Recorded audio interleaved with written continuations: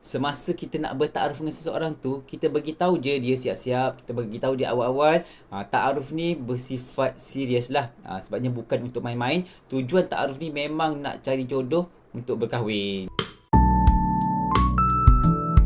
So, cakap kat dia, kena berlapang dada tentang apa sahaja yang berlaku dalam perhubungan ni. Mungkin jadi, mungkin tak jadi. Dan juga yang kedua, jangan simpan dendam apabila perhubungan ni terputus. Yang ketiga, pesan kat calon taaruf kita tu, tolong bagi kerjasama. Apabila ada kerjasama kedua-dua belah pihak, taaruf tu akan berjalan dengan lancar. Dan juga yang keempat, kena matang lah. Cakap dekat calon taaruf tu, kita taaruf secara matang, dengan niat yang betul kerana Allah SWT. Bukan lagi main-main, bukan lagi untuk suka-suka. InsyaAllah harap-harap calon taaruf kita tu faham dan juga akan memberikan yang terbaik semasa sesi taaruf tu.